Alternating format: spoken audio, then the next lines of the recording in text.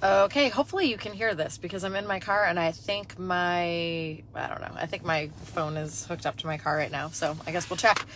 So I am at a final walkthrough in Berwick. I'm so happy this nice young couple is moving from Dover to Berwick, and you know, guys know I love Berwick. So we are at the final walkthrough and I'm getting ready to go in for that. And I thought that I would go over what a final walkthrough is all about, because some people, don't really know what to look for at a final walkthrough. So this is what your real estate agent is looking for.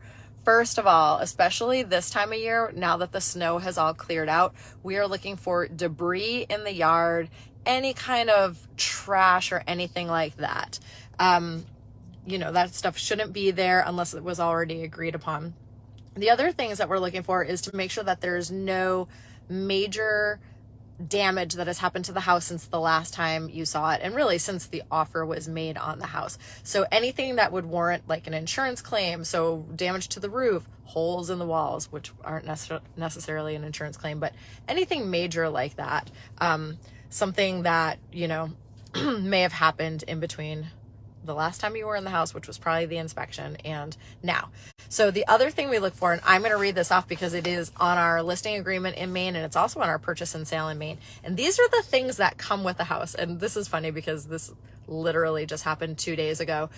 We were at the final walkthrough and the seller had changed out a light fixture, and the buyers noticed it, and we didn't make a big deal out of it, but we could have, because the way the offer was written, the house would be conveyed the same way it was seen on the day the offer was written, which was with the other light fixture, and nobody agreed to change any light fixtures.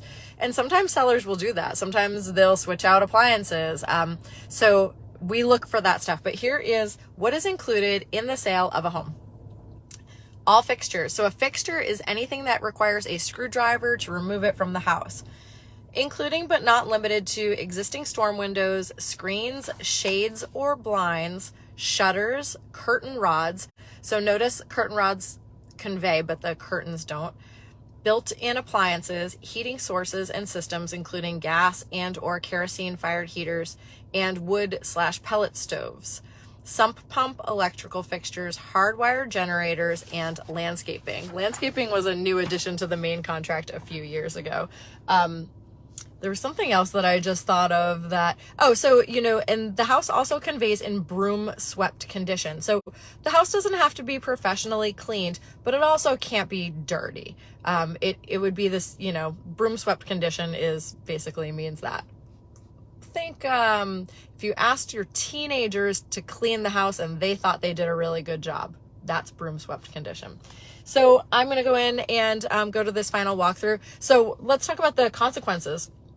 What if something is wrong? What if there's a bunch of trash in the yard? Then we put the brakes on the closing, usually, and we come up with a solution that is good for both parties. So if there's trash in the yard, I've had this happen before. We had the seller order a dumpster and pay for it at the closing table.